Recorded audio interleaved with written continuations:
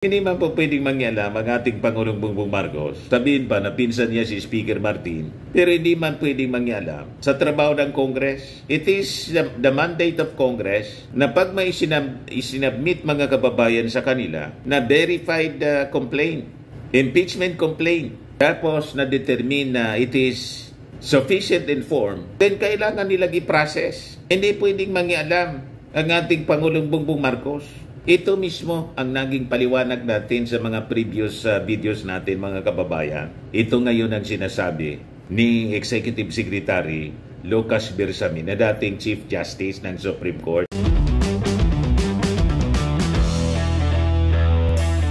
Ito naman po yung bago naming product na binibenta online. iGlow Serum, whitening po siya. Tingnan ninyo yung epekto sa aking anak na architect before and now. Yung mga inquiries po ninyo, dumiretso na lang kayo sa kanyang Facebook account, Riz Maravillas. Tama mga kababayan, talaga yung ating mga analysis na yung ating Pangulong Bongbong Marcos.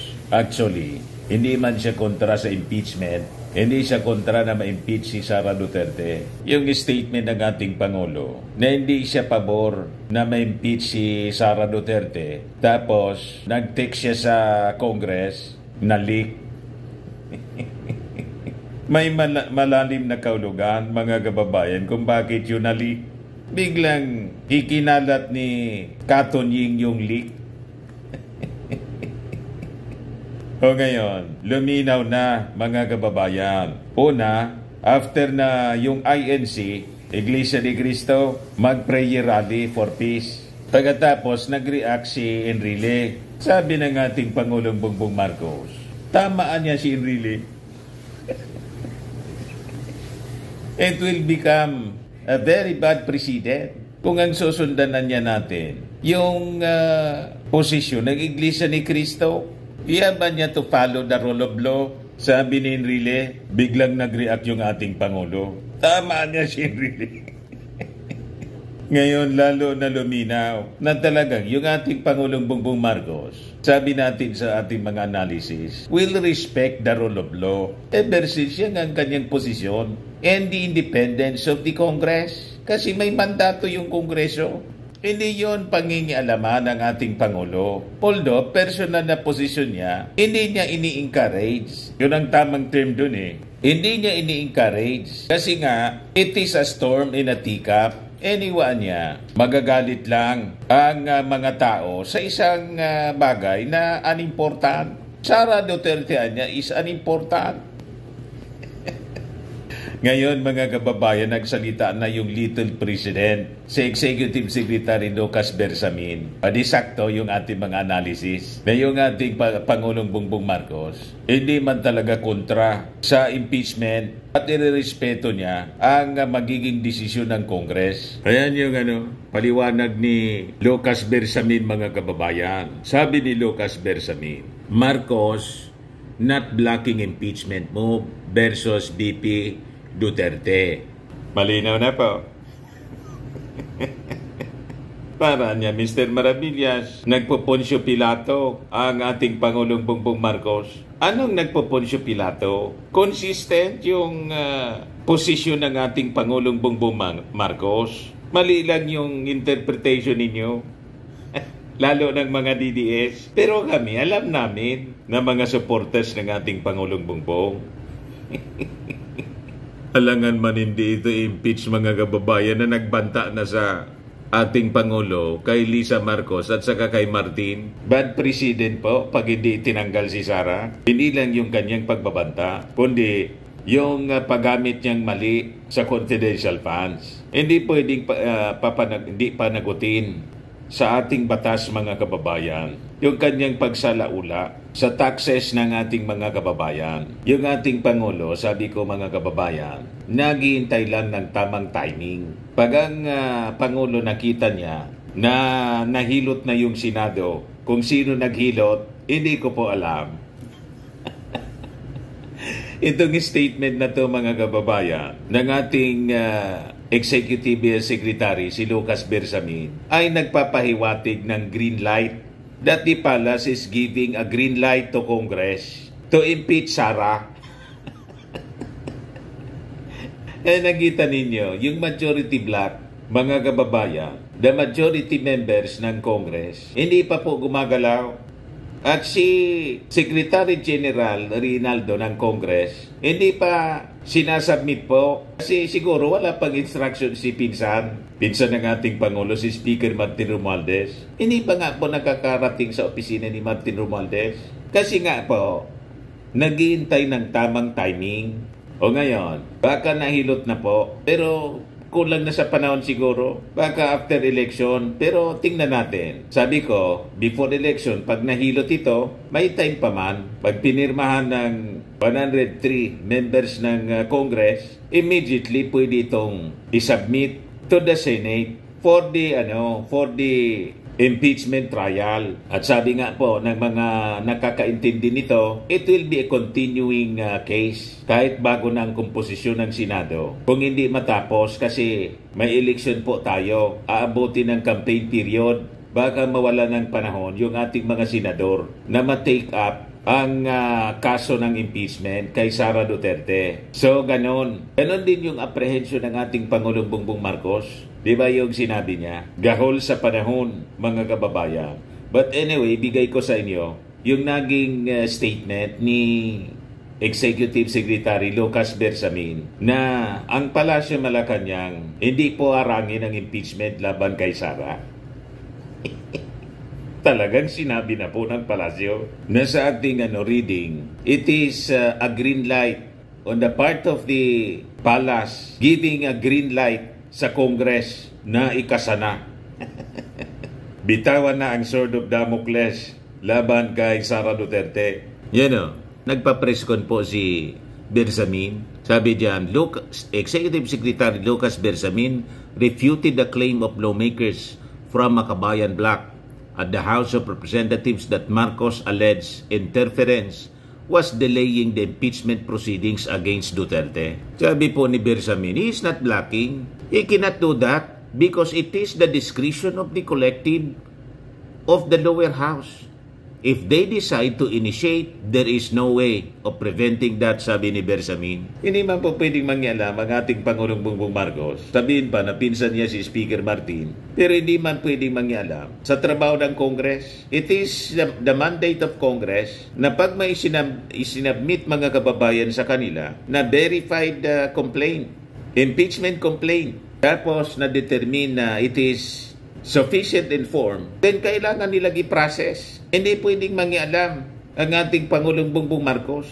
Ito mismo ang naging paliwanag natin sa mga previous videos natin, mga kababayan. Ito ngayon ang sinasabi ni Executive Secretary Lucas Bersamin na dating Chief Justice ng Supreme Court. Nakakaintindi siya more than anyone else, mga kababayan. Yes, sabi po ni Bersamin, Marcos is merely expressing his views on the impeachment move, but it's not dictating the lower chamber to delay the processing of the complaints.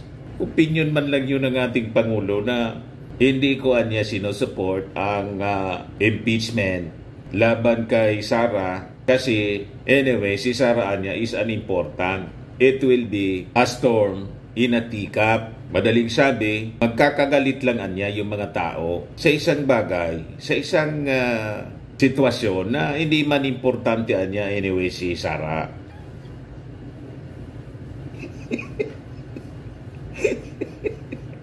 Pag sinabing hindi importante si Sara, sabi sa amin sa Bicol, daing kauragi, walang kwentang tao. Ganon, mga kababayan, ang ibig sabihin niyang daing kauragi. Walang kwentang tao po. Bakit niya bibigyan mo yung panahon ng isang taong walang inutil man? Ganon, mga kababayan. Pero ayun, interpretation natin. Hindi man talaga yan sinabi ng ating Pangulo yung inutil. Basta, ang sabi niya, pinili niyang term, word, unimportant. Pag unimportant, walang kwenta. Inutil. Yan ang equivalent word, mga kababayan. Sa Bicol, daing kauragi. So sabi po ni Bersamin, the House has the prerogative to endorse the impeachment complaints against Duterte. You know that? under the Constitution, the impeachment niya must emanate from the lower house. Okay? Now, if the President has made the statement at all about that process, it is only an opinion that he is stated because he probably, the thinking of the President is that it might be distracting us from our agenda or our move forward. So makakadistract lang. Kaya hindi niya sinusuporta talaga yung impeachment. Yun ang una niyang sinabi. Pero hindi nangulugan na ibablock niya talaga. Kasi nga, mandato ng Kongreso. Tama naman po. Sa point of view ng isang presidente, di ba, ayaw niyang nagkakawatak-watak ang mga Filipino. Yan ang ibig sabihin po ni Lucas Bersamin, Executive Secretary, the little president.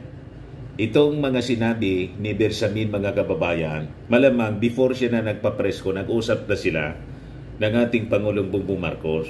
At baka yung instruction mismo galing sa ating Pangulo. Ito ang ipariwanag mo. Ito yung posisyon ko kasi inaakusa ako ng nasa Makabayan Black na binablock ko, na ayaw ko. Hindi nila naintindihan yung aking posisyon. Ipaliwanag mong mabuti. Di ba? Kasi sabi ko nga, hindi man magsasalita itong si Lucas Bersamin kung sa publiko, kung walang advice yung ating Pangulo, kung walang hindi alam ng ating Pangulo. Just like the statement of Enrile after na mag-rally po yung INC. These people are alter ego of the President, other self ng Pangulo. Nga sabi natin, tulad ng statement ni Remulla na makikipag-cooperate na yung ating gobyerno sa ICC, hindi man yun sasabihin ni Remulla na walang basbas yung ating Pangulo. Nag-react si Panelo. Sabi ni Panelo, kung hindi ka niya susunod sa posisyon ng ating Pangulo, sinabihan si Remulla, mag-resign ka na niya kasi kontra yung statement ni Remulla sa naging unang posisyon na niya ng ating Pangulo. O Panelo, hindi mo yata naintindihan o ayaw mo lang intindihin. Hindi man magsasalita si Remulla kung hindi in-advise ng Pangulo. Magsalita ka na niya. Sumusubra na yan. Sabihin mo na bibitawan na natin yung isa sa mga sword of Damocles. Tingnan natin. Di ba? Dito din, another sword of Damocles, yung posisyon ng ating Pangulo, ipaliwanag mo na niya, Executive Secretary Bersamin, na hindi ko man ibablock ang impeachment laban kay Sara para malinaw.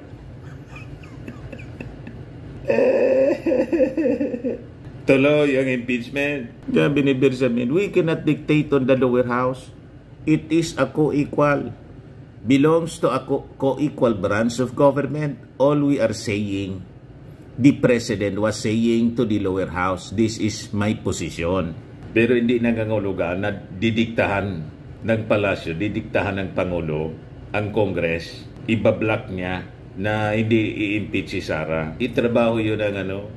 Trabaho yun ng Kongreso. Yun din ang sinasabi ng majority members. Kaya ang tamang reading, mga kababayan, ito yung tamang reading, yung sa akin, mismo yung ating Pangulo inamin na kulang sa panahon. Ibig sabihin, wala sa timing. Ang nasa ilalim ng wala sa timing, hindi pa nahihilot yung majority members ng Senado na i-convict si Sara. Pag nahilot na po yon, hindi ko sinasabi kung sino ang hihilot Alam na ninyo siguro kung sino yung mga may interest na dapat ma-impeach si Sara, matanggal. Di ba? Pag nangyari na yon na may numero na sa Senado, to convict Sara, bigla na lang yan mag-a-announce yung majority members ng Congress na pirmahan na niya namin, na send na namin, o magpapapreskon at sasabihin, pirmado na niya ng majority ng Congress ang impeachment laban kay Sara. Ganun lang yun po.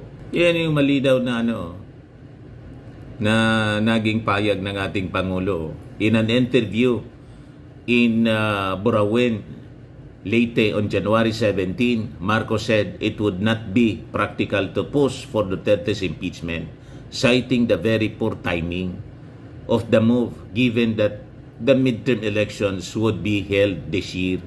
So malinaw, hindi kontra sa impeachment yung ating Pangulo. Kontra siya na i-impeach ngayon kasi poor timing, wala sa tiyempo. Pero pag nakita niya na okay na, sige na, tanggalin na yan.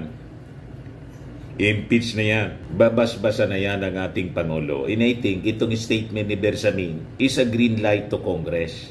Naintindihan na ninyo mga DDS? Ano kayo ngayon? Weak president yung ating Pangulo? Wise yung ating Pangulo. Magaling na presidente. At hindi siya nagpapasindak sa inyo. Presidente, magpasindak sa inyo. Pakinggan natin mga kababayan yung press con published by Inquirer and RTVM po ni Bersamin. He cannot do that because it is the discretion of the collective of the lower house. Decide to initiate, there is no way of preventing that. According to Bersamin, the president naintindihan na ninyo. Know that under the Constitution, the impeachment must emanate from the lower house. Okay? Now, if the president has made a statement at all about that process, it is only an opinion that he stated because he probably, the thinking of the president is that might be distracting us from our agenda and our move forward. No? in November 22. Ano kayo ngayon? Impeach Sara na. Yan ang ating reading mga kababayan sa statement na pinalabas ngayon ng Palasyo Malacanang. Tama pa? Sa mga naghanap ng malinis and spacious fitness gym, pumunta lang po kayo sa aming Colossal Fitness Gym. We also offer Grab Car Rental with our brand new 2023 model ng Toyota Innova. We also accept booking for those who are planning to travel via PAL, Cebu Pacific, and other airline companies, local and international, and bills payment for Meralco Bills, PLDT, Aleco Bills, etc. Ang Colossal Fitness Gym is located at 3rd floor Security Bank Building, Landco Business Park, Legazpi City, Albay. For inquiries, look for Chilon Maravillas, contact number 0966-802-0949. Yan yung aming Innova. Lagi na pong matao sa amin. Pati mga foreigners po, tingnan ninyo, mga British tourists sila. Ang lalaki ng katawan na, mga kababayan, nag-gym sa amin. Ito naman po, Indian National. Ito mga mga European sila. Ito naman yung bago naming product na binibenta online, iGlow Serum. Whitening po siya galing sa South Korea. Tingnan ninyo yung epekto sa aking anak na architect entrepreneur, Riz Maravillas. For inquiries, look for Riz Maravillas on FB. Ito naman po, Firmax Framing and Lifting Cream. Pinapahid po ito sa mga pulses and affected area. Mainam po ito sa mga pains at paninigas na mga kaso-kasuan. Ito po, Automax Radiant Serum. Sa mukha naman yung application. Anti-aging po siya. You will look 10 years younger than your age. Sa mga cancer patients naman po, baka lang gusto ninyo itong itry. Nengxia Red Mix Fruit Drink. Hindi man po siya gamot, food supplement siya. Kaya lang, gawa siya mga kababayan sa goji berry. Yung goji berry may anti-cancer properties. Yung mga inquiries ninyo, dumiretso na lang kayo sa aming messenger sa Facebook para masagot namin agad. Ayos po, ako po si Dante Maravillas. Bye-bye. God bless.